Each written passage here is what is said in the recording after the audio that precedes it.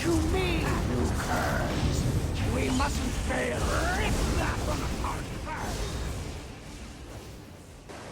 What's going on, guys? Nate Dogg here, and today we are going over my build for the Warden healer on the Elder Scrolls Online Greymoor patch, the Wyress.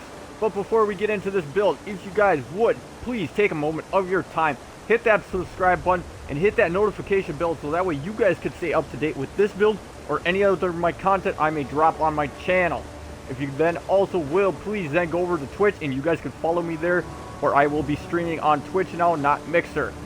So, without further ado, let's dive into this build. Starting off in our character sheet here, our max magicka is sitting at 30,100. Health recovery, or max health is at 2,000. Max stam is at 10,000. With a magicka recovery of 1,500. Health recovery at 321. With a stam recovery of 596. Spell damage is currently sitting at 2,100 with a spell critical rating of 47%. Weapon damage is at 1,300 with weapon critical at 22%. Spell resistance is at 17,800. Physical resistance is at 12,700 on the back bar. With critical resistance sitting at 1,300. Moving over into my front bar, our magicka recovery drops down to 1,400. With our spell resistance also dropping down to 14,100 and physical resistance to 8,900 on the front bar. So, buffing up our guy, we're going to first start with the recoveries. There's a lot of buffs that change a bunch of these stats to buff this guy up, so bear with me as I go through these. So, starting with magicka recovery goes to 1,900, health recovery at 383, stam recovery at 750 on the back bar. If I go over to my front bar, it goes to 1,700 for magicka recovery, 689 for stam recovery, and health recovery is sitting still at 300 roughly. As you can see, my max health goes up to 21,000 with one of our passives that we have in this build. We end up getting a little bit more health every time we heal an ally, but I will go into detail on those passives later in this video. So now going over into how much our weapon and spell critical go up to. So on our back bar, our spell damage goes to 2,500 with a spell critical of 57%. Weapon damage is at 1,600 with 22% weapon critical. It stays the same on the front bar as well. So we'll go back over to the back bar and then go over our resistances buffs here real quickly. So for resistance, we can max out with spell resistance at 24,400 with physical resistance at 19,300. We're then going to buff ourselves up again and go over to the front bar real quick. Our spell resistance is at 20,700 with physical resistance at 15,500 for a whopping 8 seconds. This is also one of our skills that we're using to actually increase our physical and spell resistance there for a short duration of 8 seconds. We'll get into those later in the video as well. So attributes, we put 64 points into magicka. The reason for putting 64 points into magicka here is to max out our magicka. We are using a lot of magicka based abilities. Since we are a healer, we are focusing on magicka.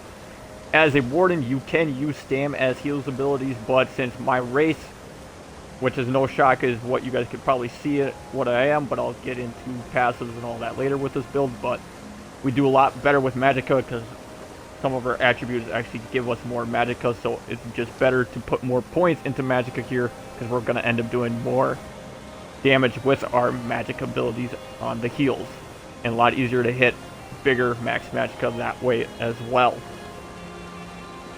Over into the boom that we are using, we are actually using the Thief boom. This is increasing our weapon and spell critical strike rating by 2,300.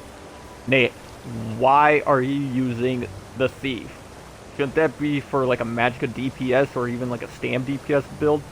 Yes, that's what it should be for those builds, but for my build, what is essential for a healer to perform their duties to the max potential is actually getting their spell critical close to that 50% marker. If you hit that 50% spell critical rating, you're going to end up critting your heals more often. That way you're going to have stronger heals. Also same with spell damage. You're going to want higher spell damage. You're going to have to, like I have, my spell damage is pretty good, but maybe should I have more? Yes, I maybe should have more spell damage, but that was a good spot there as well, because spell damage actually makes our heals a lot stronger as well. So, moving on and over into the skills. Starting on our front bar with the first ability that we have. It is in the green bound skill line. It is the second ability to unlock. Starts off as Healing Seed. We then morph it to Budding Seed. This ends up giving us a healing area of 6 seconds that heals our allies in the area for 11,585 health. And as the field is growing, that is after it blooms, it gives allies 11,000 health. But while the field is growing, allies in the area also are 1,300 health every 1 second up to that 6-second marker where the field finally blooms. We can then use this as a burst heal because we can activate the ability again to initiate the bloom, so we can basically set this off as kind of a burst heal if we need to burst heal somebody up. This is also a synergy, so allies can activate a synergy to heal themselves for 11,200 health over the 5 seconds. Over the next ability that we have is in the Restoration Staff line. It is the first ability to unlock. Starts off as Grand Healing. We then morph it to Illustrious Healing. This is a healing of area effect. This one heals our allies in the target area for 1,900 and heals them for an additional 1,900 health every 1 second for the 12-second duration. So what I like to do with these two is you can usually either split these two abilities up into kind of area effect over here and then an area effect over here, or if we want to, we could actually stack these abilities up on top of each other.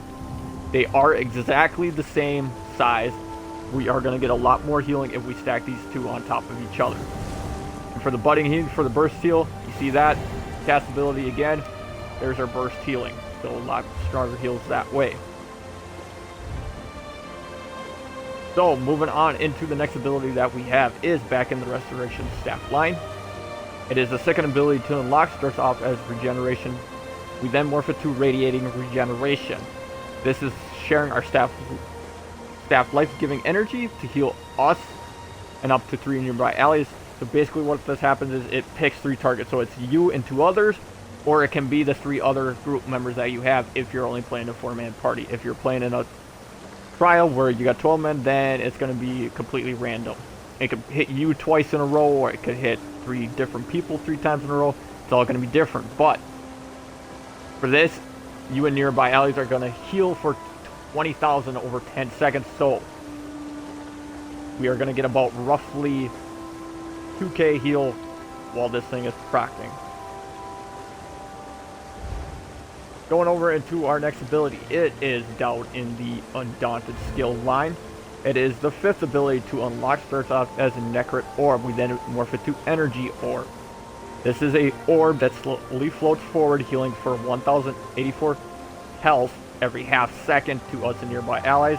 Allies can actually activate this synergy, Healing Combustion, and heal for 7,200 health to all friendly targets in the area, and restore 3,900 magic or stamina to the ally, whichever one is their maximum. So we are going to give them resources back if they activate the synergy. If they do not, they're only going to get health back. If they activate the synergy, they're going to get a burst heal and get resources back. So very important for your DPSs out there to make sure you grab these synergies if you're running low on resources, and that is also tank as well.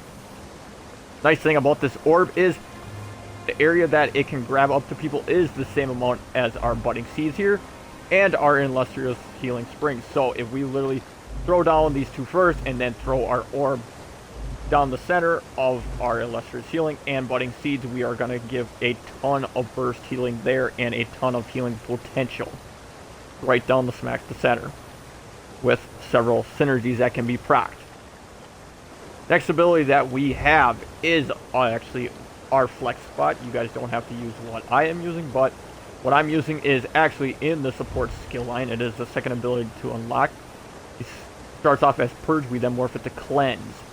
This is going to cleanse ourselves and group members, removing 3 effects immediately from them. Also on top of it, when you remove a negative effect, the target is healed for 2% of their max health, so this has nice healing potentials as well when you are cleansing people with it. Reason we went with this is because some dungeons out there actually have a lot of poisons, a lot of fire, so those cleanses are sometimes needed to help out the group members a bit. But like I said, this is a flex spot. You can choose this to use this or not. Yes, it has a hefty cost of 7,000. If you want to go with the other morphs that has cost reduction, you are more than welcome to do that. I just went with the extra healing potential in it. Different ability that we can use here is actually up in our Animal Companion skill line. It is the 5th ability to unlock, starts off as Falcon Swiftness. You can morph it to either Deceptive Predator or the other morph. This one, however, gives us Major Expedition for 6 seconds. We don't care really about the movement speed there, but sometimes it's nice just to move around a little bit faster. But the reason why we slot this is we get the minor evasion reduced and the damage done from area attacks by 10%. There's also passives in here that also work if we actually have this in our skill line, so that's why this is maybe sometimes where you want to put it if you want more magical recovery in your build. You'll want to slot this one instead. If you want a little bit more resistance, then I would say we go down to the Winter's Embrace skill line. We go to the 2nd ability to unlock. Starts off as Paling Shard. I morphed it to Winter's Revenge. This one we can cast at 28 out there for 28 meters, and it deals 1,800 frost damage every 1 second for the 12-second duration.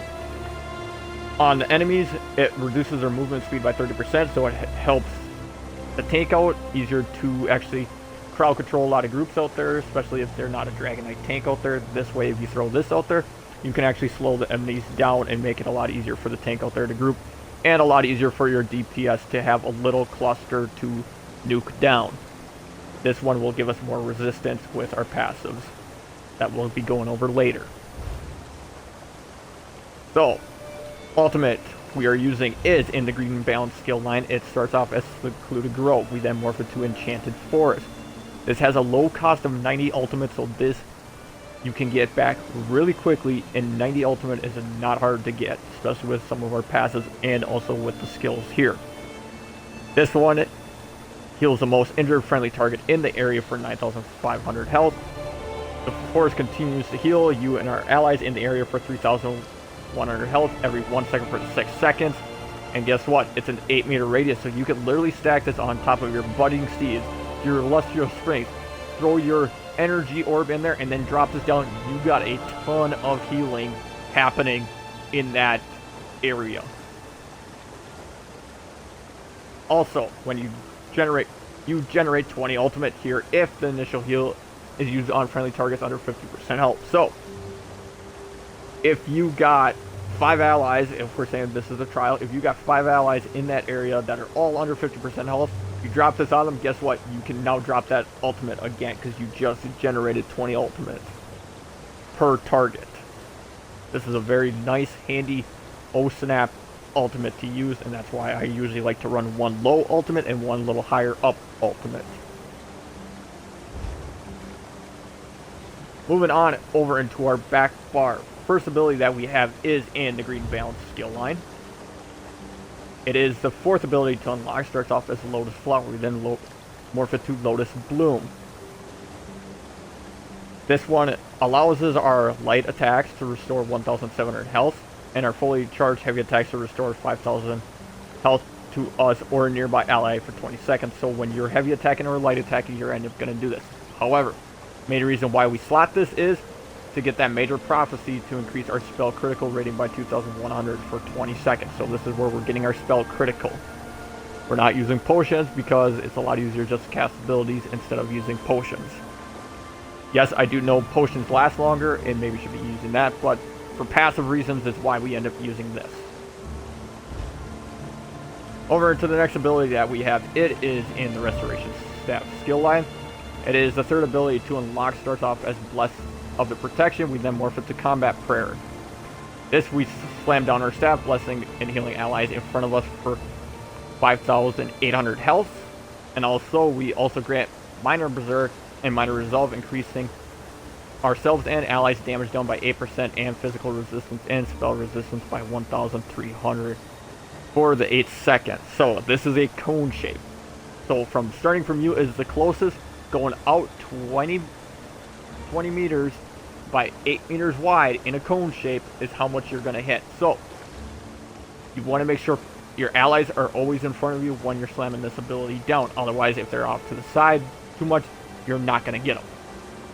Always stay behind your allies to give them this, so that way you're giving them that Minor Resolve and you're giving them Minor Berserk, so your DPS are going to hit harder for the 8-second duration. Next ability that we have is back up into the green balance skill line. It starts, first ability to unlock starts off as Fungal Growth. We then morph it to Enchanted Growth. This one is also a cone shape, starting from you, spreading out 20 meters and expanding as it goes in a cone. We are seeding a large area of mushrooms in front of us that heal our allies for 7,300 health. Any target healed gains minor intellect and minor endurance, increasing their magic and stamina recovery by 10% for 20 seconds. So you are now giving your allies more recovery while slamming this down, so you will want to try your best to stack Enchanted Growth and Combat Prayer. Since they are both the cone shape size, you will want to use that and hit as many targets as you can, or as many allies as you can, because by doing this you are going to now give them that magic and stamina recovery by 10%. You're going to have them hit harder by 8%. You're going to give them Minor Resolve with 1,300 resistance in both spell and physical, if you hit them all in that.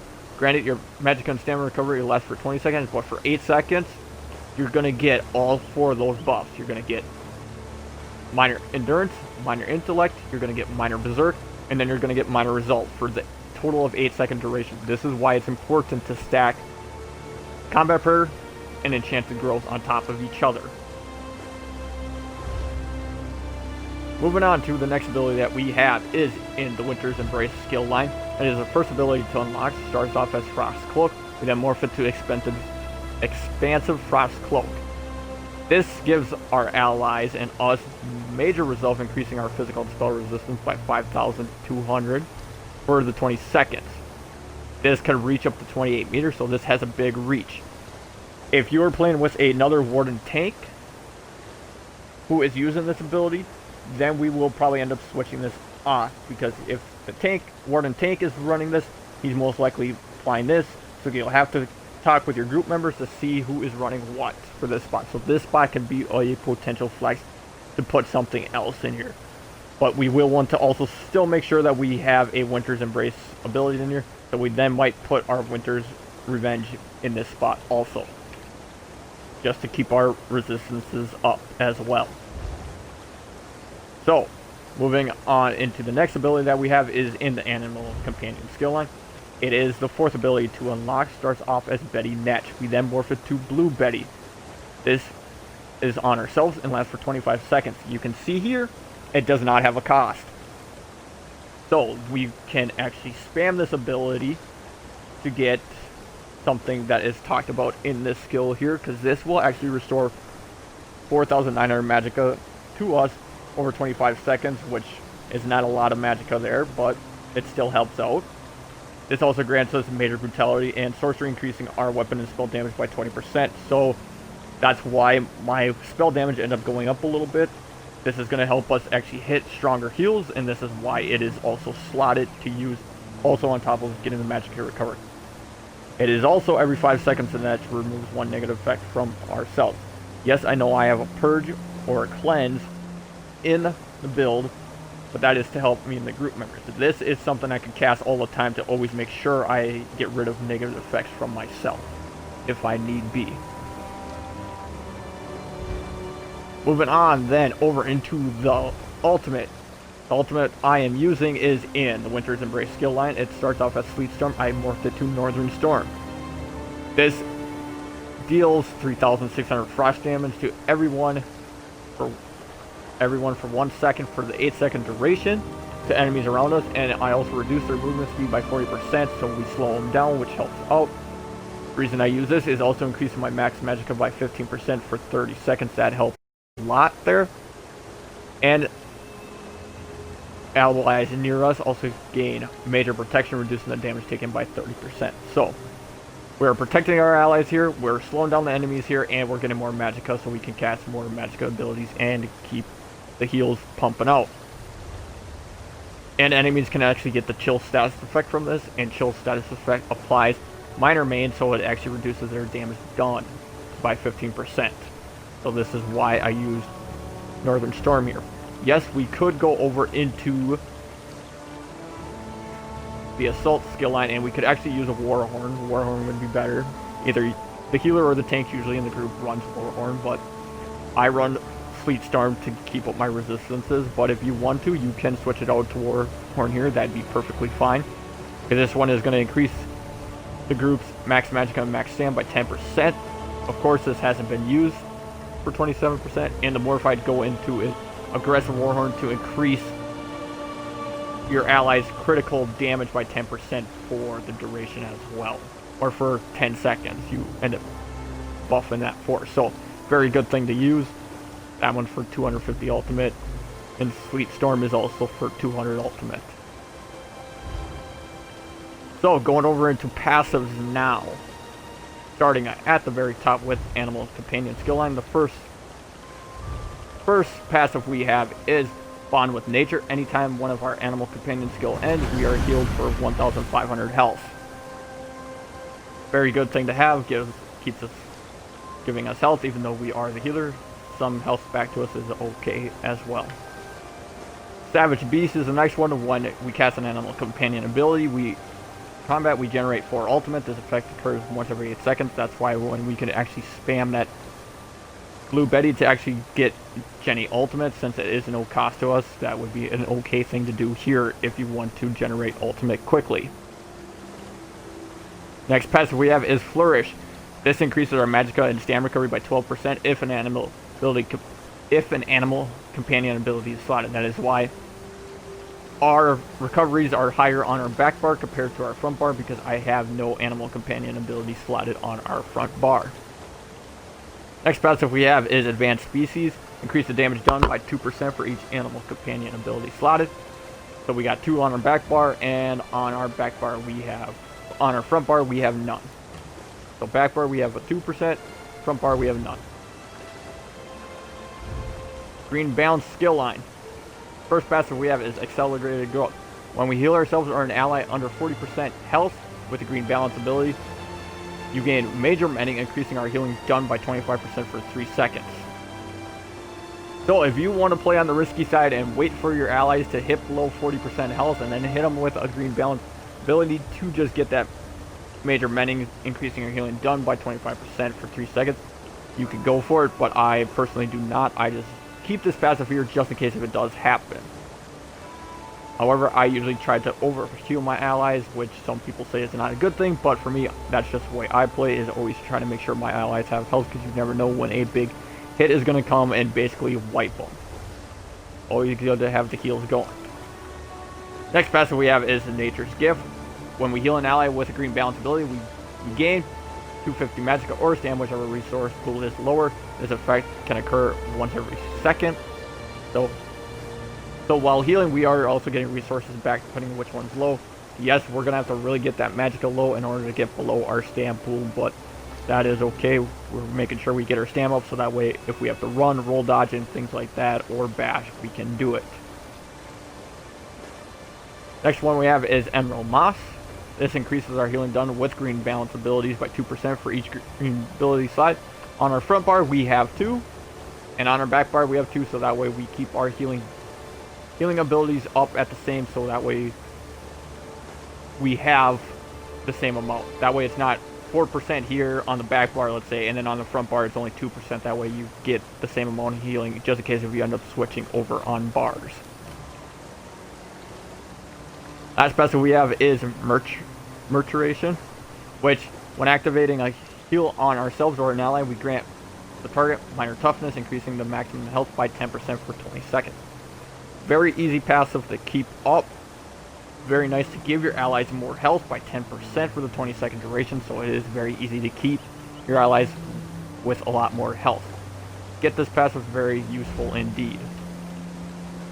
Next passives we have in the Winter's Embrace is Glacier Present, increasing the chance of applying shield to enemies and Winter's Embrace abilities by 200%. Enemies and allies who have recently been chilled take 10% more critical damage and heal from you. So we can heal our allies if they've been chilled, which basically by using our Sleet Storm, if we're standing next to them, we are going to critical heal them a lot better. Get chilled are going to take more critical damage, so we're actually going to help our allies actually hit them for harder. It's a very good thing to have. Frozen Armor. This increases our physical and spell resistance by 500 for each Winter Embrace ability slot, as we have none on our front bar, and that's why our back bar is at 1,000. So that's why we have a lot more resistance on our back bar, is because we're slotting at least 2 skills from the Winter's Embrace skill line. ICR, reduce the effectiveness of snares applied to us by 15%. This helps a lot, so that way we can still be a mobile healer there instead of being pinned down. You do not want to be pinned down as a healer. It is not a good day for you in the group. You cannot send out your heals if you are pinned, so reducing the effectiveness of snares is a very good thing to have. Piercing Cold, increasing the magic on frost damage by 10%, so we end up healing a lot more, or we end up doing a lot more damage with our magic and frost damaging abilities. Now, next set of passives in the Restoration Staff line. First one we have is Essen Drain. We get Major Mending for 3 seconds after completing a fully charged heavy attack, increasing our healing done by 25%.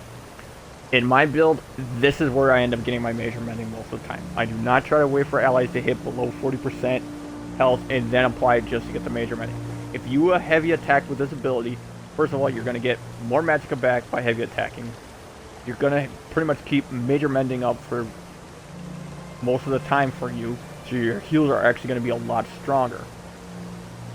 Also, with this passive, you also heal yourself or an ally near the target for 38% of the damage inflicted, so that's why it's also important to have our spell damage up higher, because we're going to heal stronger, and now we're going to give more health back for the nearest target when we attack an enemy with a Restoration Staff. We're going to give them health back. Next passive we have is Restoration Expert, increasing the healing by 15% on allies under 30% health. So yes, when you get an ally that's fallen below 30% health, whether it be in, healing them with the green, with the green balance skill line, or with a Restoration Staff ability, just by having the staff equipped, you're going to heal a lot stronger for allies who are below 30% health, and you're going to pretty much bring them back to full health just like that. Next passive we have is Cycle of Life. Our fully charged heavy attacks restore 30% more magicka, like I was saying earlier, so that's why we heavy attack this, is to keep our resources up. Next ability that we have is Absorb, or passive we have is Absorb, restore 540 magicka when we block a spell, just in case if we end up blocking a spell, we get a little magicka back there. Restoring Master, increase our healing with a Restoration Staff spells by 5%, so this is our Combat Prayer, our Celestial Springs, our Rapid Regeneration, or Radiating Regeneration. Those abilities are going to end up healing 5% stronger there. Next passive we have is in the Light Armor skill line. We have Grace, which reduces the effectiveness of snares applied to us by 20% with our Winter's Embrace skill line also, so that's a whopping 35% reduction to snares applied to us. We also reduce the cost of sprint by 15% since we are wearing 5 pieces of Light. Advocate, we're going to increase our magicka recovery by 20%. Also reduce the magicka cost of our abilities by 10%. Spell Warding, this is increasing our spell resistance by 1,800. Prodigy, this is increasing our spell critical rating by 2,100. Concentration, this is increasing our spell penetration by 4,800. These last two here, you have to be wearing 5 pieces or more of light armor in order to get these passives. If you are not, you will not get these. Going over into the medium armor, First one we have is Dexterity. This increases our weapon critical by 328. Nothing really too big there. You don't necessarily need to have this. I just have it just for sometimes you never know type of situations.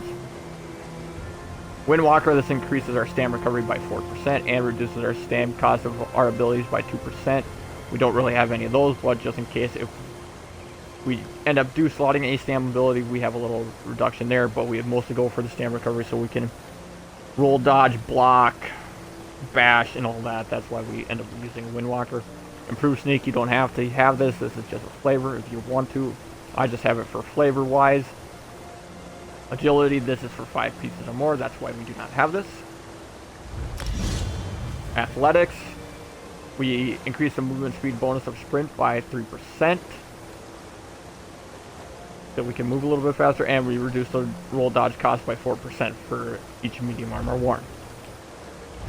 Over in the heavy armor, we got Resolve. This increases our physical and spell resistance by 362, just a little bit. A little bit of resistance helps. Constitution, this increases our health recovery by 4%, and we restore 108 magicka and stam whenever we take damage. So this is a little bit of also getting resources back, because everybody does take damage, so this is a very good thing to get. And it only restores 108 magicka and stam whenever we take damage, and this can only apply once every 4 seconds here. Juggernaut, this increases our max health by 2%, so giving us a little bit more health, more survivability. Fighters Guild, I just got Intimidating Presence. This just allows us to intimidate NPCs. This is for questing purposes, and also if we're using a Fighter Guild ability to reduce the cost of that by 15%. We are not using any of those, so this is, like I said, just questing purposes. Banish of the Wicked, we can go up with all these just to generate 9 ultimate whenever we kill an undead Daedra werewolf. There are a ton of them in dungeon PVE content, so this is a nice thing. How likely are you to kill something? Probably not likely, but you never know on the off chance that you do. In the Mages Guild, the only passive we have is Persuasive Will. Again, like I said, this is just for questing purposes. It's the only reason why I have this one here. Now in the Undaunted one. First passive we have is Undaunted Command. Activating an ally synergy restores 4% of our max health, stam, and magicka. So whenever we activate one, we get 1000 health, 400 stam, and 1200 magicka back. Very important passive to get. Recommend to get this. Along with Undaunted Metal, increasing our max health, stam, and magicka by 2% for each type of armor worn. So we're at least wearing 1 piece of heavy, 1 piece of medium, and 1 piece of light, so we get a 6% increase on our max health, stam, and magicka. That's why my health, magicka, and stam is higher than people who do not have that passive. Over into race. If you couldn't tell already, I am the Argonian. Other good races that we could use for a healer would be a High Elf. We could also use a Breton. Breton's really good for recovery-wise. High Elf would maybe give you a little bit more spell damage. But overall, the Argonian is going to be our best bet here. The reason for is because we increase our healing done by 6%. So apply that with all of our other passives. That's why our healing done is going to be a lot stronger compared to any other race out there, because we have Life Mender as a passive out there. Next one we have is increase our max health by 1000 with Argonian resistance and disease resistance by 2300, and we gain immunity to disease status effect. So that is one less thing that we'll have to cleanse off of us as well. And then Resourceful, increasing our max magicka by 1000, and whenever we drink a potion, we restore 4000 health, magicka, and stam, so we are getting a lot of resources back whenever we drink a potion. And always having a little bit more max magicka always helps. This is why I went with the Argonian. Like I said, you could go with a High Elf, you could go with a Breton, that is your choice, but I went with the Argonian because they are more of that nature feel to me, being that nature type of healer.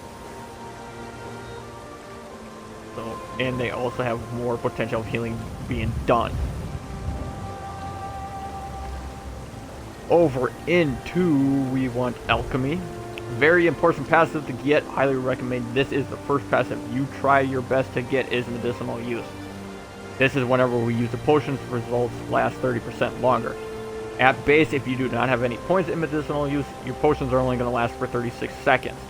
With medicinal use, they will last for 47 seconds. A potion's normal cooldown time is 45 seconds to be able to pop another potion. So by having medicinal use, you're able to pop that, have 100% uptick time, and you have 2.5 seconds to literally cast or use another potion to keep your buffs up. Next passage that I would recommend also is into provisioning.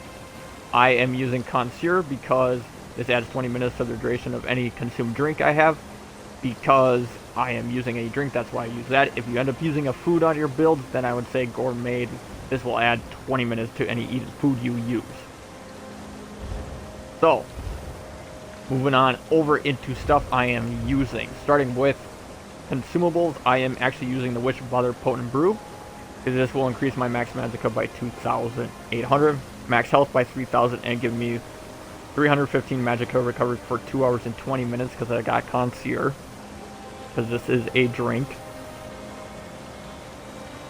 Over into potions I am using Essence of Health, which is a tripod. So this one will restore 14,000 health, 14,500 health because of our passive resourcefulness. It gives us 4,002 health, stamina, magicka. So instead of 10,000 health, we actually get 14,500 health. We also get 7,500 magicka and stam, which will end up being 11,500 magicka and stam. And when we drink this potion, we also get major fortitude, major intellect, and major endurance, which increases our health, stam, and magicka recovery by 20% for the 47 seconds with a 45-second cooldown. This is why medicinal use is very important here. You can go also with the restoration pots. Those are also a very good choice. I know some of you are like, well, why didn't you use the power essence potion, the one that gives you magicka back, increases your magicka recovery by 20%, gives you spell damage, gives you spell crit. The reason I didn't end up going with that is because we already have ability, so why use a potion? Those part of the potions do not actually stack up. If it's major prophecy and major prophecy, you're not going to get the same thing. If it's major sorcery and major sorcery, they won't stack, so it's just a waste of potion. This way we can just give ourselves a big boost of resources really quick, and that way we can keep casting abilities. That's why I went with tripods. These are the crafted set of tripods. Yes, you can use just Essence of Health or Magic or Stam, and you'll still get health, magic, and stam back, but this is going to give us the bigger amount back. Now, going over to the gear I'm wearing. Starting off with our front bar, we are using the Restoration Staff of Julianos. We have the Crusher enchantment here. This reduces target's physical and spell resistance by 1,600 for 5 seconds. Yes, maybe should have one infused, but however, we went with power to increase our healing done because we are a healer. We're going to try to heal our allies to the best ability. If you want to go infuse would be totally fine to go here to increase the amount of that physical and spell resistance that you drop from enemies. So mostly on the bosses when we get this proc. The Law of Juliano set, this gives us 833 spell critical, gives us 1,096 max magicka, gives us another 833 spell critical, and this adds 300 spell damage to us. The spell damage is right here is the highest in the game on any set that you can get for a flat rate of 300, so that's why I'm using this along with the spell criticals. Like I said earlier in my build, is I want to have that spell critical roughly at that 50% marker. This helps here in having our spell damage decently high. Going on to our back bar, we are also using a Restoration Staff again. This one we use the Weakening enchantment to reduce target's weapon and spell damage by 320 for the 5 seconds. I end up going with the Defending trait here just to keep up our resistances because this is my defensive bar. I have an offense and a defensive bar, and for defense, that's why I want Defending, so we can actually take a little bit more of a hit. So, apparel, we are wearing the Monster Helm, we are wearing Symphony of Blades. I went with the Max Health enchantment. On all my big pieces, I end up going with the max health enchantment just to have a lot more health. That way I'm a lot more survivable, because if a healer goes down in a group, it can be a very bad day. Yes, I know some dungeons out there, some people like to play 3 DPS on a tank and without the healer, but if your group needs a healer, that's why we have max health on our bigger pieces, which is the head, chest, and legs. We'll have max health enchantment on it. As for traits, all the traits will end up being divines because we wanted to increase our Mundus Stone effectiveness, so that's why we went divines on all of our traits here. On all of our small pieces, which will be the shoulders, waist, hands, and feet, we end up going max Magicka enchantment on that because we are a Magicka build. We do not need Stam, so that's why all those enchantments will be Magickas there. But part of the Symphony Blade set, this one adds 4% healing done along with all of our passives that we have on this build. This is why all of our healing is very, very strong. Granted, the lower the health the target is, the stronger the heal is going to be. So yes, you can hit amazingly hard with this build on heals. Also, the second piece of this, when we heal an ally who's under 50% of their primary resources, we grant them Meridian's Favor, which restores 570 Magicka or Stam. Yes, this got technically bugged down from the last patch.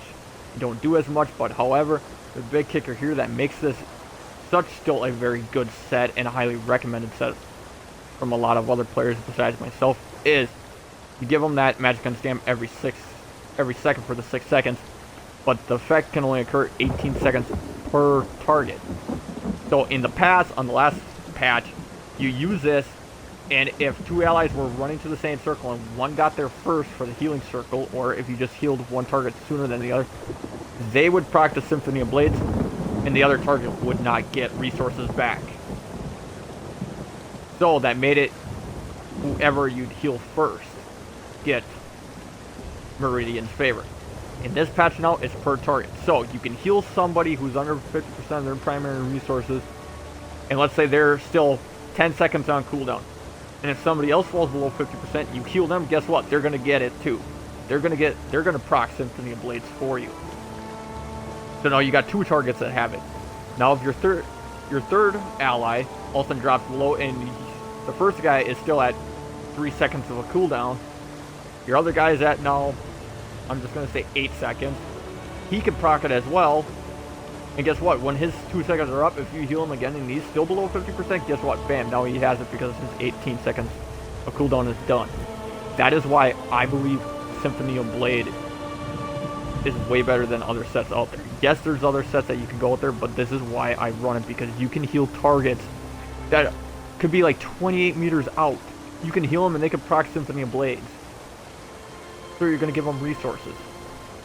Really, really nice. They don't have to be right next to you. You could be, like I said, you could be 28, anywhere from 28 to 30 meters away, and you could proc this. Because this does not have a range on where this procs. So if you're healing somebody with rapid regeneration, and they end up going, like I said, 40 meters away from you, you can proc it, because this does not have a range cast. This is only when they drop below their percentage. Over into the last piece I'm wearing is the Vestment of ALCHEMY. This one gives you 126 Magicka recovery. 3 pieces of this gain you minor Agnes at all times, so reduce the damage done to you from dungeon trial and arena monsters by 5%. It gives us more Magicka recovery. And for 5 pieces, one casts an ability that leaves an effect on the ground, so that'd be our Budding Seeds, our Illustrious Spring, our Inclusive Grove. We're going to be able to create a circle of might for 10 seconds. This only affects so if you're in combat. If you're not in combat, this doesn't pop up. But while in combat, we make a circle of might for 10 seconds, which gives Major Courage for 30 seconds, which can increase the weapon and spell damage by 258 for 30 seconds. And this effect can occur once every 10 seconds. So, look at that. 10 seconds cooldown with a 30-second uptime. This is a lot of uptime for a cast ability. This is why this is a very, very good set that a lot of healers out there still highly recommend, or just even anybody recommends at least somebody in the group runs. Yes, you got a base game or a white gold tower one, which is spell cure, that does the same thing, but the thing is, you gotta make sure your allies are at 100% health, and you only have a 15% chance to proc it. So on this build, we're gonna give our allies weapon damage and spell damage. We're gonna give them resources back. We're gonna keep them alive. We're also gonna give them resistances. To me, this is why I did the setup I want to. If you don't have Symphony of Blades, or you don't even have spell, or I should say Symphony of Blades, if you do not have ALCHEMY set, and you don't have Spell Cure, and you don't have access to any of that, then at that point, the one that I would go to is I'd end up going with the Healer's Habit set. This is in base game, found in Craiglorn at Dragonstar Arena. You can do it on normal to get your stuff, but the reason I would end up going with this set is because we're going to increase the amount of magicka we have. We're going to have more magicka recovery. We're actually going to get a little bit of spell damage. And the big kicker here, we're going to gain minor mending at all times, increasing our healing done by 8%. So, yes, you're not going to increase the amount of damage your group does, but like I said, if you don't care to go for normal Cloud Rest to get the ALCHEMY set, or you just don't have access to it, and you don't have access to the Imperial City DLC, then Healer's Habit's just going to work perfect for you. You're going to just increase your healing done a lot. You're going to have way stronger heals, and I have heard from a lot of people when I've pug group for them, or even group members that I play with, they just sit there, wow, those are some really strong heals. So yes, you may not give them damage, but you're keeping your group members alive, and that's the main important thing. That is your major role. That is why you are a healer. You are there to keep your group members alive. So like I said, if you do not have access to this one, Healer's Habit is a perfect set to go get. Go get it in Dragonstar Arena. Especially for starting out, this is a very good set to get. Go get it in guild stores for a low of 3k per piece, which is not expensive at all, so you can get this very cheap for the Divine's traits. Go get this set.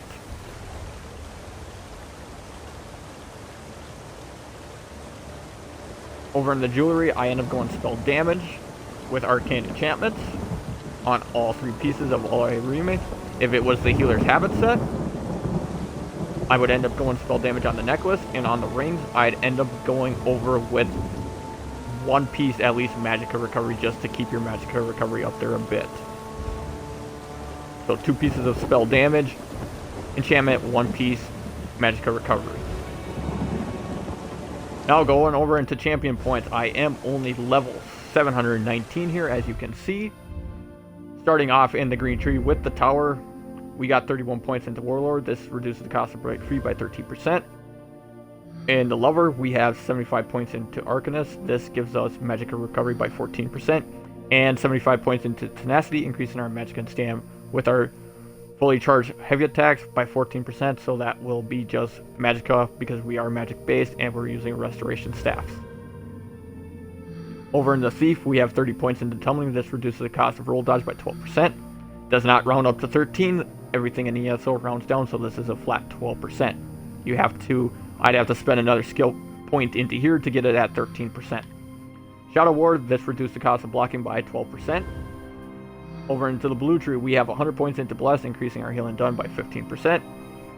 Elfborn, this increases our critical damage and critical heal with magical abilities by 16% for 41 points. 49 points into Elemental Expert, this increases our magic-based damage done by 11%. Spell Erosion, this increases our spell penetration by 2,388. Over into Actronaut, we have none there. Over in the Ritual, we have 23 points into Thaumaturge. This increases our damage done with damage over time ability, so this is actually increasing the amount our heals do because they are area effect heals. Over into the red tree, starting off with a Steed, we have 55 points into the Ironclad. This reduces damage taken from direct damage attacks by 19%. Spell Shield, this increasing our spell resistance by 3,300. Over into the Lady, we have 48 points into Thick Skin. This reduces our damage taken from damage over time effects by 18%. And we have 49 points into both Elemental Defender and Hardy. Elemental Defender is everything that is takes damage from magic-based abilities, and Hardy is everything reduces damage taken from physical abilities, so anything physical, poison, disease damage. And Thick Skin stacks with Hardy or Elemental Defender, depending if it's magic or physical. If it's a damage over time effect. And then Ironclad stacks will stack with that if it's anything that is direct damage that is physical or spell or magic based. And then over into Lord, we have no points into that one. So there you have it. The Wyress build for the Elder Scrolls Online Greymoor patch. Thank you guys for watching, and I hope to see you in the next one.